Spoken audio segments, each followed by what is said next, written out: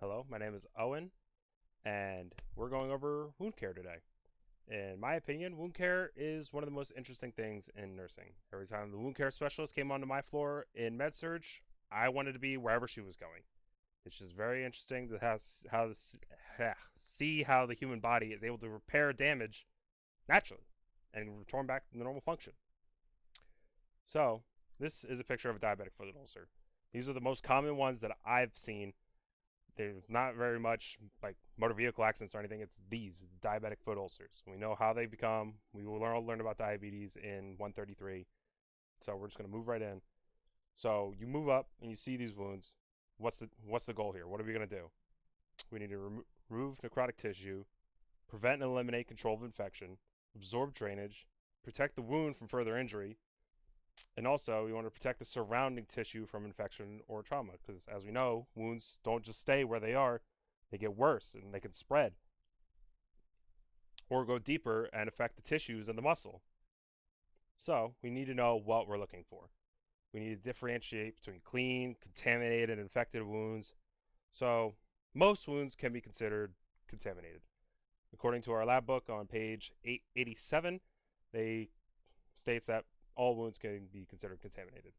So they're only clean after you clean them, and not for very long. Once you could put a bandage on, they're considered contaminated.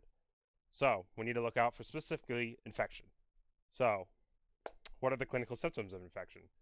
Pulse rate, temperature, white blood cell increase. White blood cells would be 12,000 or higher.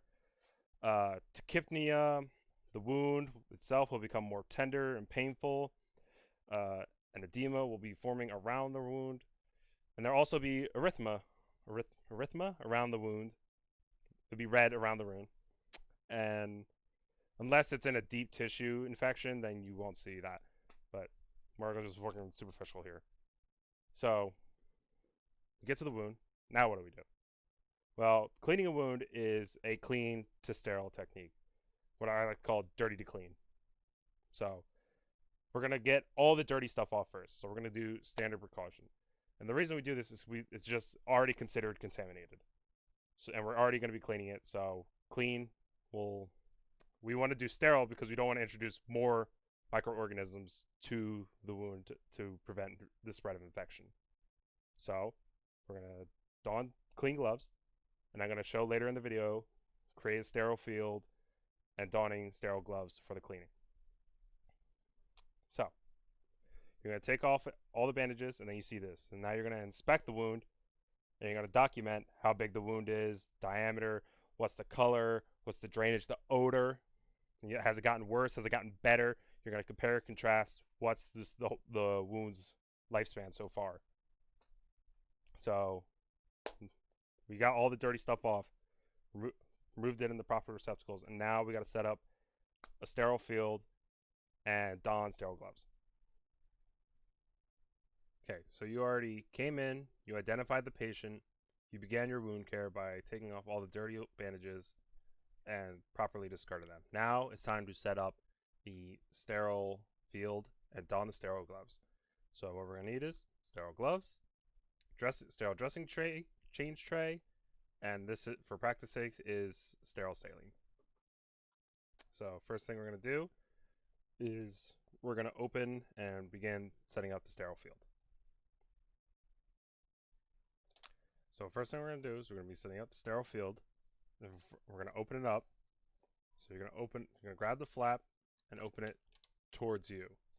You don't want to open it away from you because now you're running the risk of opening it away, and now your arm is over the sterile field and you've just contaminated it. So you're going to open it close to you. I like to do hand hygiene and don clean gloves because it has a little better grip around the fingers. So what you're going to see is the first thing here is a waste disposal bag for the old dressings or the cleaning products that you use, like the swabs. What I like to do is I like to take this with the clean gloves and attach it to the side of the patient's bed with tape. That way I can dispose of everything easily. So now we have to set up the sterile field. This is the field inside. So what you're going to do is you're going to gently lift it up. On the outside, everything is considered contaminated. Just going to move this out of the way for space sake. All right. And then you also want to set up all the sterile field above the waist, because anything to the waist or below is considered contaminated. So we're going to place it down, grab by the edges, and open up our sterile field. Everything on the edge is considered, 1 inch from the edge is considered contaminated.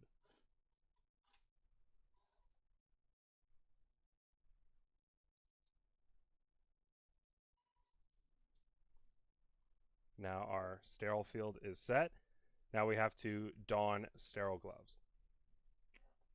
Oh wait, first we have to take our container of sterile products and dump it out onto the sterile field. Now we have to don sterile gloves. Before we do that, I'm just going to show everybody what's in here. We got a new bandage, gauze, swab sticks for cleaning, tape, tweezers, and a bobby pin for some reason. Now I wouldn't set it up like this, but for the sake of space, after we dumped all the contents here onto the sterile field, we will take the sterile saline or water that we had from earlier and dump it in to the container to help so we can use it as a clean sterile surface to hold the liquid so we can use to clean the wound. Okay, on to the next step, setting up the sterile gloves. So provided to me were 7.5s. I'm going to go over the proper procedure, but they won't fit my hands, so I'm going to have to really talk it through. So you're going to open it up. Same thing with the sterile field. You have to open it towards you. You don't want to break it, already contaminate it.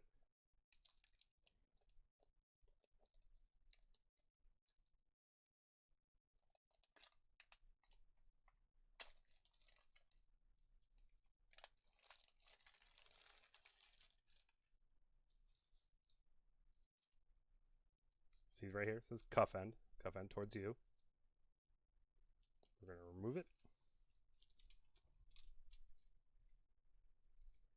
And you're going to gently open it up.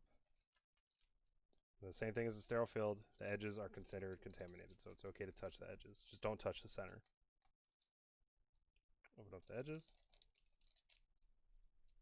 Grab the flaps right here, inside the center, and open it up.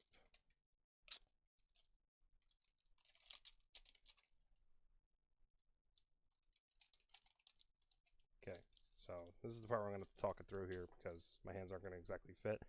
So you see how these cups are folded upwards? This is so you could grab it because it's going to be against your skin anyway, so it's going to be considered contaminated. So you're just going to insert your hand like so. And once you try to get it on, but last time it didn't work.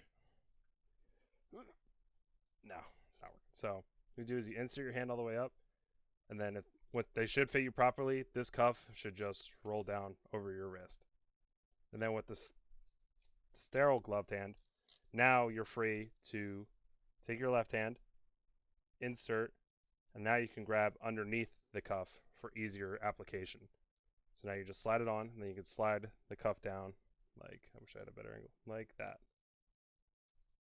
And you can more easily adjust it with the sterile hand. But you have to grab the inside of the cuff, fold the cuff like that. Because on the outside, everything is considered contaminated. You just roll it on. Not like that, because they don't fit. I know that looks silly. But then you have to keep everything above the waist. So your arms are going to be up, because everything below the waist, at the waist or below, is considered contaminated. So arms up. Now you have donned your sterile gloves, and now your sterile field is set up, and now you're ready to clean and apply new sterile bandage to the wound.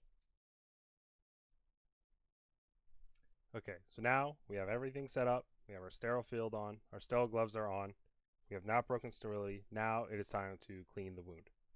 Now, obviously, I would never have this set up like this, never next to the wound, and I wouldn't have it on the edges of the sterile field because, like I said, 1 inch, everything around this edge is considered contaminated, so I would have broke sterility. But for the sake of space, we're just going to show you. So I drew a little makeshift wound here with my artistic abilities. So now with the sterile hands, we're going to begin cleaning the wound. So we're open up our swabs. Okay, so these swabs came pre-moistened. So I wouldn't really need this tray for the holding the liquid. But just in case they didn't, I had the liquid here and I was prepared. So what you're going to do when you're cleaning the wound is it's going to be dirty to clean. So this one's kind of like an incision looking. So we're going to go from the center and we're just going to go wipe. 1, 2, 3. Dispose. Take another one. Now we're going to go work a little more further out. 1, 2, 3, 4. And then further out and so on the third attempt. 1, 2, 3, 4. All while we're doing this, we're inspecting the wound, or assessing the wound, seeing if anything changed. Next up, if it needs packing, we have packing gauze right here, but we're not going to pack it. Then we're going to take sterile bandage and apply it to the wound. Get the tape and secure it to the patient. Now I'm using my hands right now because, like I said earlier in the video, I don't have sterile gloves that fit my hands, but earlier in the video I showed you how to apply sterile gloves, so just pretend that I have sterile gloves on.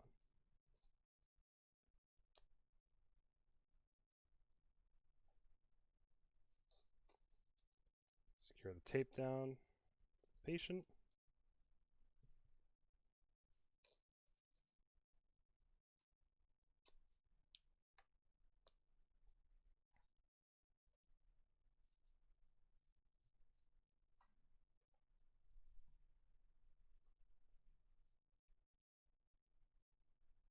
And that is how you set up sterile field, do a sterile dressing change. Next up, you would document date and time, record the wound characteristics, like I said earlier, color, smell, odor, drainage. Oh,